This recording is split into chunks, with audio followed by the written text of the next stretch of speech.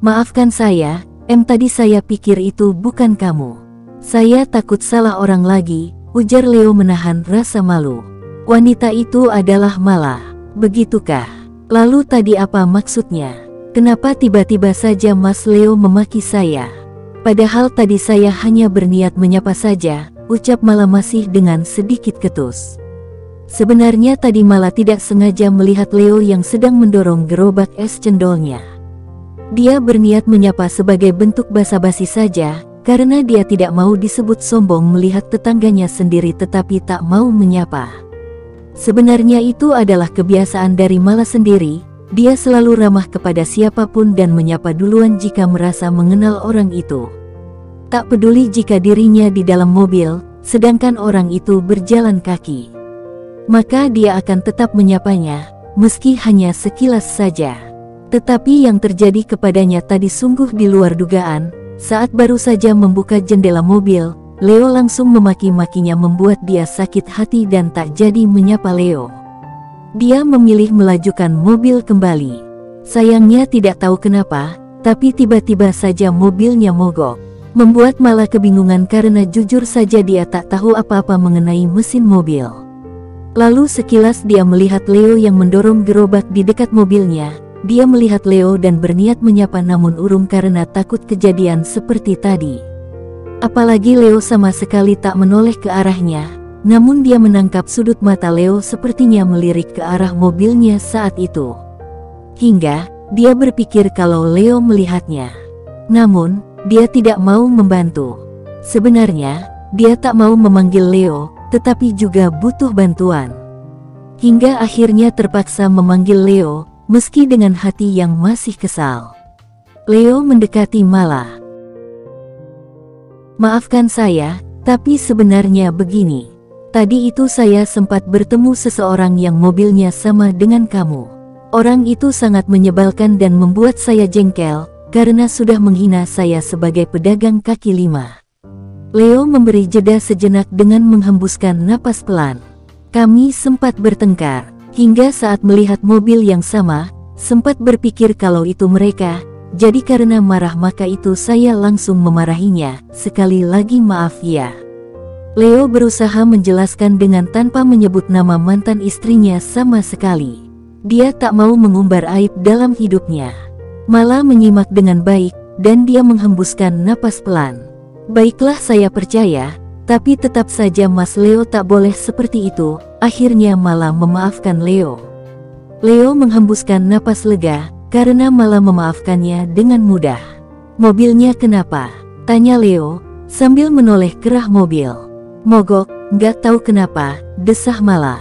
Apa Mas Leo bisa bantu memperbaikinya? Tanya Mala dengan raut wajah penuh harap.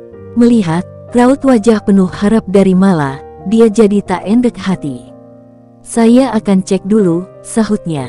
Dan Leo pun mulai memeriksanya. Hampir 30 menit, Leo berusaha memperbaiki mobil Mala. Dan hasilnya, taraf. Maaf sepertinya harus dibawa ke bengkel, ujar Leo dengan wajah memerah karena malu. Karena ternyata dirinya tak bisa memperbaiki. Hah, Mala melongo tak percaya. Soalnya tadi Leo seolah bisa memperbaikinya. Dia terlihat percaya diri sekali. Leo tersenyum malu, diiringi menggaruk tengkuknya yang anehnya mendadak terasa gatal.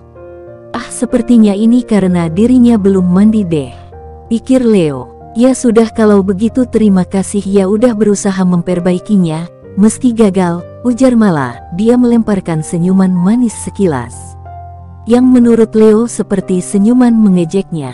Ah, mulai suuzon dia. Leo terpana untuk sesaat melihat senyuman manis itu, soalnya senyuman itu begitu manis walau dirasa sinis.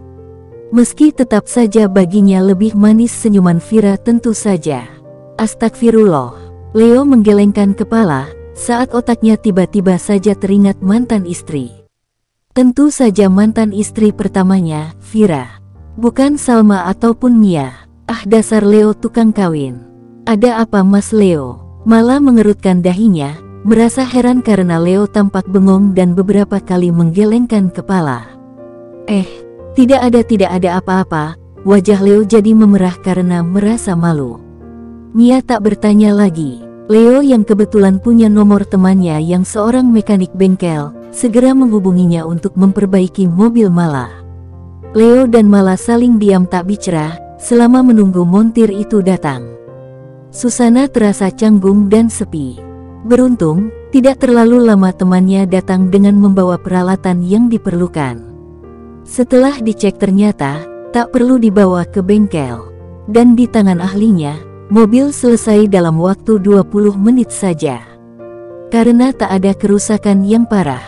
Leo jadi semakin malu, karena Teddy sempat sok bisa memperbaikinya. Padahal nol besar, cuma tak enak hati saja sama Mala. Teman Leo pun kemudian pulang, setelah Mala membayar jasanya. "Mas, di rumah Rafa sama siapa?" tanya Mala. Dia merasa khawatir saja kepada anak itu, entah kenapa. "Sama Risa," jawab Leo. Anaknya itu punya nama Raisa, tetapi anak itu terbiasa menyebut dirinya Risa, mungkin lebih mudah menyebutnya.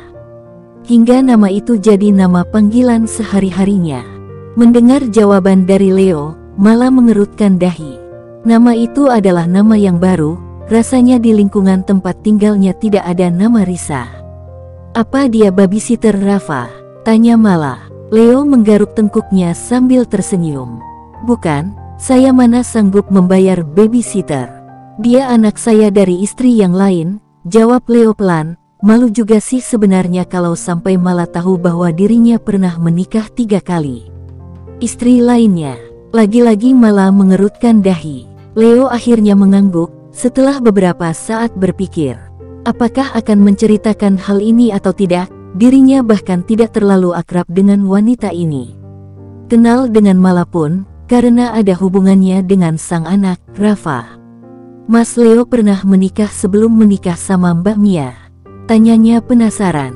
Lagi-lagi Leo mengangguk pelan, sebenarnya tak mau menceritakan tentang kehidupan keluarganya. "Astagfirullah, maafin saya Mas Leo. Aduh kayaknya saya udah keterlaluan ya. Kok malah jadi ke poin kehidupan Mas Leo? Maaf ya Mas sekali lagi," ucap Mala dengan rasa bersalah. Leo tersenyum tipis lalu mengangguk. "Ih Mas Leo kok dari tadi cuma ngangguk-ngangguk terus mirip boneka gantung yang ada di dalam mobil deh," ucap Mala spontan. Ia sampai menutup mulutnya sendiri, karena malu keceplosan bicara. Akhirnya Mala memaki dirinya sendiri dalam hati, kok bisa-bisanya berkata seperti itu kepada Leo. Padahal akrab pun tidak, Leo hanya terkekeh mendengar perkataan dari Mala. "Habisnya saya bingung sih mau jawab apa dan mau ngomong apa," sahut Leo setelah berhenti tertawa. Mala tertawa kecil sambil mengangguk. Lalu dia pamit pulang dan mengatakan akan mampir dulu ke rumah Leo untuk melihat Rafa. Sementara itu, Leo kembali melanjutkan langkah kakinya sambil mendorong gerobak es cendol jualannya. Tadinya kupikir Mala itu sangat pendiam, nyatanya dia suka bercanda juga. Leo tersenyum tipis sembari melangkahkan kakinya. Mala ternyata memang mampir ke rumah Leo, setelah pulang terlebih dahulu ke rumahnya, memasukkan mobil ke garasi membersihkan diri, dan tidak lupa pamit kepada kedua orang tuanya. Dia pergi, tentu saja setelah mendapat izin dari orang tua. Rumah Leo. Tok-tok. Mala mengetuk pintu. Ceklek. Pintu terbuka, dan menampilkan sosok anak kecil perempuan berusia sekitar 5 tahunan. Mala mengerutkan dahi, matanya menatap lekat sang gadis kecil. Lalu bibirnya tersenyum hangat. "Kamu siapa?" tanyanya. "Raisa, panggil aja Risa," sahutnya tanpa rasa canggung, takut, atau malu-malu seperti anak kebanyakan. Risa memang terbiasa mengenal banyak orang, karena neneknya selalu mengajaknya jika mau bepergian kemanapun. Hingga, Raisa atau Risa lebih sering bertemu dan berinteraksi dengan banyak orang. "Oh, jadi kamu Risa anaknya Mas Leo?" tanya Mala, dan Risa mengangguk. Mala tersenyum dan mengulurkan tangannya. Risa menyipitkan mata, heran dengan perlakuan Mala.